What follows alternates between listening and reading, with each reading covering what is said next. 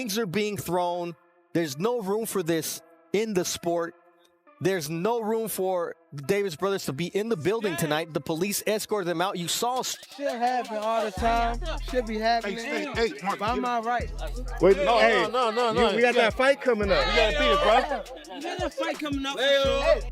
What was meant to be a routine media stop before a packed boxing season just exploded into a viral moment. Gervonta "Tank" Davis and Jake Paul ran into each other right on the Vegas Strip, and it ended with Jake Paul landing a punch straight to Tank's face. Yes, seriously. The YouTuber-turned-boxer just made the most reckless move of his career by swinging at one of boxing's most feared fighters. The clash happened inside a private media room at a high-end Vegas hotel, where both were there for different interviews. Now, the whole internet is watching in shock. I gotta ask you, how real or what was to it with you and Tank actually being a thing? Was that something that was talked about? Yeah, no, it was highly talked about and in negotiations and almost ready to make happen, but he has to do his rematch with Lamont and get that W, and then we'll be able to run it back. But me and Gervonta were scheduled to fight for sure. These two had been trading shots online for weeks, and when they finally came face to face, it blew up instantly. No hesitation, no holding back. The tension snapped the moment they locked eyes. Oh, Lord. I'm sorry. I'm just in a silly, goofy mood. Sources say Tank walked in cool and focused, with that cold, locked-in look he's known for. Jake, on the other hand, was loud and hyped up, full of energy. The tension between them had clearly reached its peak, and at that point, nothing could stop what was coming. Not security, not the cameras, not even the business side of things. I actually nice to get that girl on right there. What's going on? What's up, Floyd? I can have what I want. What you mean with the camera? Oh, you got cameras too. So I what can you have supposed whatever to I be? In an instant, Jake stepped up and threw a real punch. Not a slap, not a shove, a straight-up swing. Chaos erupted. Phones went flying, bodyguards rushed in, and the whole room turned into a frenzy.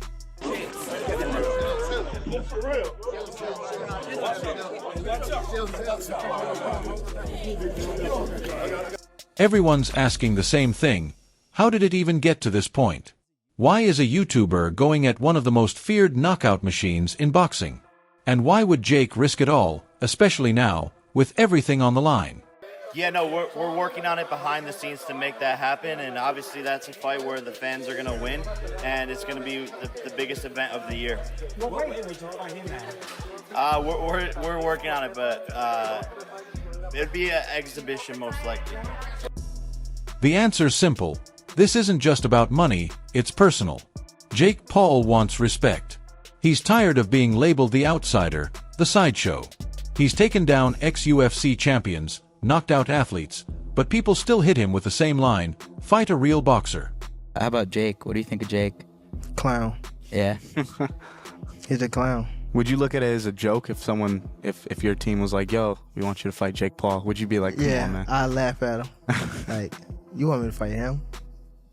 You think it'll ever come to the point where you're going to mix into, I mean, you're obviously doing the real shit, but will it ever mix into the point where the money's big enough Yeah, for would you to ever do a take- fight like that?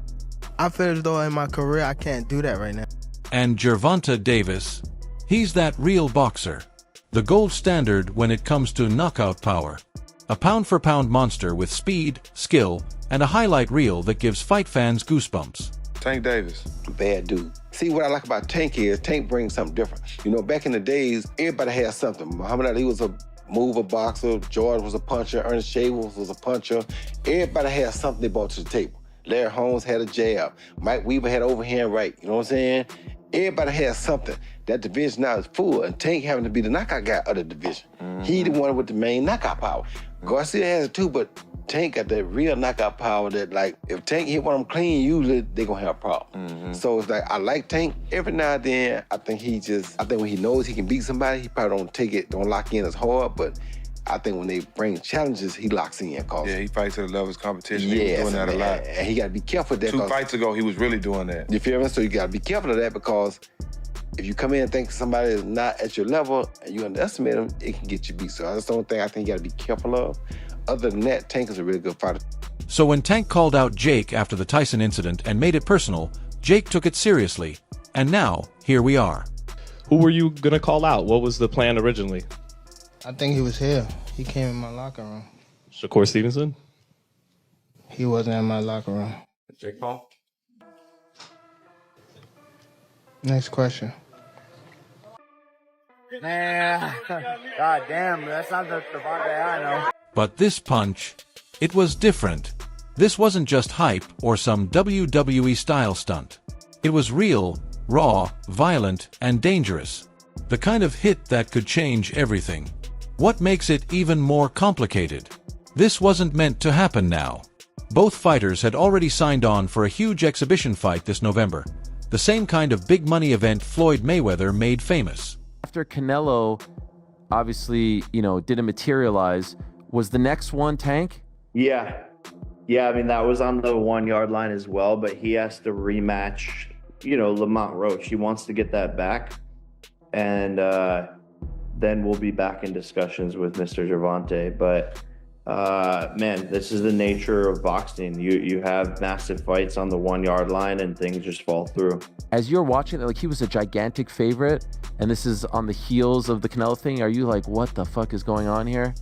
I don't know, though, because I never really thought Tank was that good. It would just take the right fighter to pick him apart, to be honest. Someone who had high activity and wasn't afraid of his power. So I always saw so many holes in his game. So to me, it wasn't that surprising that someone finally gave him some good work. If you do fight, what weight would it be at? 195. Oh, wow. So he would go all the way from 40 to 95? Yeah, I mean, it would be an exhibition. Okay. And so what does that mean? Is that 3-minute rounds? Yeah, 10 3-minute rounds. And when you say exhibition, what are the restrictions on that? No restrictions, just the fact that we couldn't actually get it professionally sanctioned. Okay. Is that still of interest to you? If he wins the rematch and you beat Julio, is that of great interest to you later this year? For sure. It was planned to be all about show, a Netflix event bringing in millions. Jake versus Tank was meant to be a blockbuster cash grab, not a serious rivalry. Paul and Tank get into a heated altercation in the street. Things escalated quickly with Paul throwing hands. Who you got if they step in the ring? But now, this isn't just about money, it's personal, and the stakes have changed. Gervonta Davis is in a tough spot. He's still facing the fallout from his controversial draw with Lamont Roach, with the rematch in August hanging over him like a storm. In that fight, Tank didn't just seem beatable. He looked distracted, sloppy, and vulnerable. When he fought Lamont, it was like he was there, but he wasn't there for real. When you watch all his other fights, you can see his eyes just look different. When he walked into the ring with Lamont, it was just yeah, it's cool. Yeah, because you heard in the press conferences, he was just saying he was just real irritated. He didn't really seem like it just felt like I think he just trained just to get by. I think he trained to just do 12 rounds. You know what I mean? The Tink that I know, the kid that you punch him in the face, he go crazy. Yeah. You know what I mean? Or if I'm down on the scorecards, I'm gonna go out and go get it. I didn't see it that fight, and I understand it too. When us as fighters, when you get to a certain point in life, sometimes you just don't want to do it. And Roach, he fought to win. That 9th round knockdown that got waved off sparked a huge debate in boxing. Critics claimed Tank was exposed, Roach insisted he was robbed, and fans started saying Tank had lost his edge. Oh, and that right, but Davis took off some of the steam of the punch, but still, Roach leaned was right. He took a knee. He took a knee. What is he doing? He forgot his... It's got to be a knock. What in the world is happening? Took a knee. He's got to count. Yeah, this is a knee. Listen to me. I understand. If you take a knee like that, that looks like a knockdown. All right? Back up. Back up. Now Tank finds himself stuck between two battles. One against Roach, who's hungry for redemption and revenge, and one against Jake Paul, who's out to change how people see him. Tank's trying to handle both, but the real problem is he's spending too much energy on Jake. Jake Paul isn't Lamont Roach. He's not a ranked fighter or chasing titles. He's chasing attention and drama.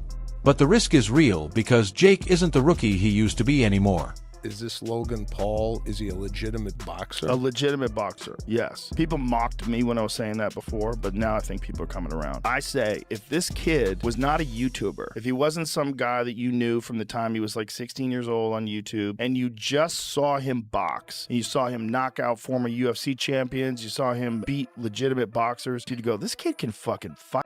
Jake is a heavyweight, weighing close to 200 pounds. He's younger, driven, and has shown he can finish a fight with a single punch. Just ask Tyron Woodley. Meanwhile, Tank usually fights at 135, maybe 140 on a good day. This size difference isn't just awkward, it's dangerous. Jake Paul could seriously hurt him, and Tank knows that.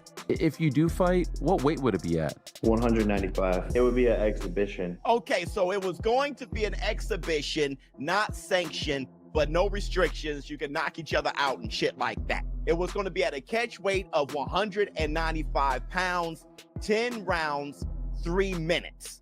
I've been trying to figure this out. Why was I a Tank hater for wanting to see Tank go up 5 pounds to get some smoke with like Teofimo Lopez or something? I just wanted to see him go up 5 pounds and fight Teofimo Lopez. And all of you were saying, you want Tank hurt, Showbiz. You a hater. You want him hurt. Then I'm convinced, okay, he's too small, but he can fight Jake at 195? Losing to Jake Paul would be a huge setback for Tank. It would make the Roach draw seem like a minor bump. His reputation would take a serious hit. For someone already dealing with criticism, legal issues, and public pressure, it could be the final blow. That Vegas punch is riskier than it seems because now Jake has the momentum. He's grabbing headlines and dominating the conversation, not Tank. Meanwhile, Floyd Mayweather is watching it all with a smirk. Behind the scenes, Floyd and Tank, once a close mentor and student, have become rivals. Interview 16, Floyd was reportedly furious when Tank ended his relationship with Calvin Ford. Now, Floyd has taken on training Lamont Roach, who's currently Tank's biggest threat. Set you off that you was like, I gotta do that. A lot of people don't know that what Floyd do. He said. So you feel like it was a sub, like he was subbing you, like, oh, like he was going at me. He was going at me, and I knew for sure he was going at me. That's why I went at him. There's no reason for me to go at Floyd. Yeah, that's what I was thinking. Cause it's, I feel like y'all got, I wouldn't say love hate, but it's been like the last interview you showed them love. This week it was whatever. But is that sometimes like, you know, is it just like big bro, little bro seeing things different, or what is it to you? No, Floyd don't never. He felt as though I'm at that point where as though I passed him. And I'm doing it at a young age. Wait, like when Floyd was 29, you'll see, bro. Yeah. That deal that I'm talking about. Yeah. Oh, that's a part of this. He don't know about that yet. But that's bigger than his deal. Damn. Wow. And I'm just releasing this. Exclusive. That's exclusive. Bigger than Floyd deal? Yeah. Tank no cap, nigga. That's a lot of bread. You'll see. It's gonna come out. Floyd was said to be furious when Tank ended things with Calvin Ford. Now, Floyd is training Lamont Roach, who is currently Tank's biggest challenge. Shit, he better. he better take me serious, but I don't think so. I think they training. I think they're training as hard as they can. You know, I think they trying to put a little mastermind squad together to coach for this fight. And you know, it's gonna be a good fight. I'm gonna tell you like this: we're preparing for the best Gervonta Davis that's gonna be, you know, that everyone's ever seen. That's what we're preparing for. We're not preparing for a guy who might not be focused. We're not preparing for a guy who might be lazy or anything like that. We're preparing for the best version of him. It's like the last move in a chess game. Floyd isn't leading Tank to victory anymore. He's helping shape the fighter who could take him down. With all this Jake Paul drama, Floyd's probably thinking the same thing most boxing fans are. Why is Tank wasting his prime chasing easy, flashy fights? You got your eye on Tank. What do you think about the rumors of Tank and Jake fighting? Man, Tank disrespectful to the sport if he choose that over fighting with me. I'm the best fighter in the sport. I've been telling him that. He called cap on it. So if he won't call cap and say I'm not who I say I am, come prove it. Tank Davis is a once-in-a-generation fighter, but lately, his choices show signs of burnout. He's dropped hints about retiring, gotten into online fights, and lost focus. He ended things with his longtime trainer and is taking on Jake Paul while avoiding top contenders like Shakur Stevenson and Devin Haney. It feels like the game is starting to slip away from him. Tank Davis, Lamont Roach. I think we need to start with that one. Yeah. What transpired in that fight was astounding, because you have to remember Tank Davis was a 16-1 favorite going into this fight. Lamont Roach, while a WBA champion, was moving up from 130 pounds, and no one thought he had a chance. And the general demeanor of Tank Davis going into this fight was like, hey man, I'm kind of done with this. I got 3 fights left. I'm going to be done by the end of 2025. I don't really like this sport anymore. Kids, don't do this. Go into soccer. This ain't... And the worst part, Jake knows all this. He knows Tank is distracted. He knows the size gap is real, and now he's figured out how to get inside Tank's head. Right now, this isn't a good fight for Tank Davis. Tank was looking past Roach, and he wanted that Jake Paul fight, which I think Jake Paul would have beat. Jake is way too big. Tank is 5'5", 135, soaking wet. Y'all think Tank is too small for 140. He ain't beating no heavyweight. I'm not joking. I don't think he would have hurt Jake. He would have to jump up to reach him. I don't think he would have hurt him. I tell you this, it would have gone the distance, and people would have been laughing their asses off, and it wouldn't have been good for Tank's brand. I tell you that. That fight would have went the distance. Soon as 5'5" Tank is looking at a 6'2", 6'3" Jake Paul, y'all would have been like, wait a second. And Jake Paul be on spread out paws with that arm out and stepping back. And bro, I'm telling you, bro. I'm telling you. But that's cap, fine. We'll never get to fight anyway. So we'll never know. If Tank goes into the Jake Paul fight trying to prove something instead of focusing on his skills, that's when Jake could land a lucky punch. And let's be honest, if Jake connects clean, Tank could be out cold. This might be the worst thing that ever happened in the history of humanity. Jake Paul is set to fight Gervonta Tank Davis in November. This is ridiculous. First of all, Tank, I know you're known for not taking the hardest fights, but you at least fight actual boxers. What are you doing? You know, besides getting that bag. Second, Jake, why are you doing this? You're a bad person.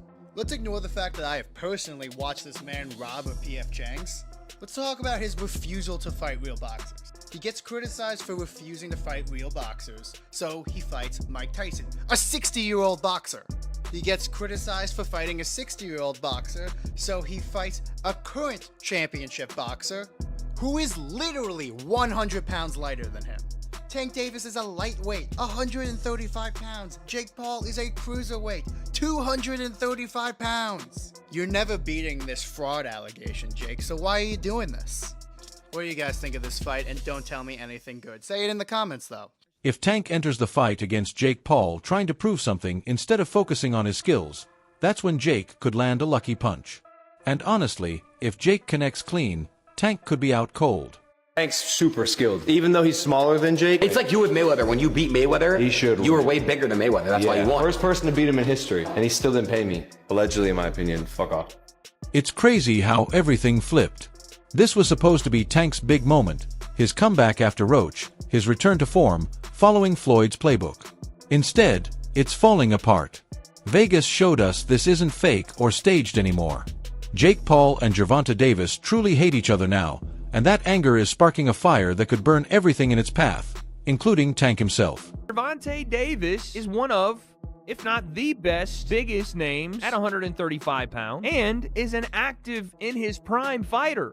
I don't want to hear the similar to Floyd and Logan thing, because at that point, Floyd was retired. Floyd had done all he needed to do in the sport. Tank is still in his prime, still has multiple high-level opponents that he needs to fight. And you can say, oh, you know, the Jake would be a one-off.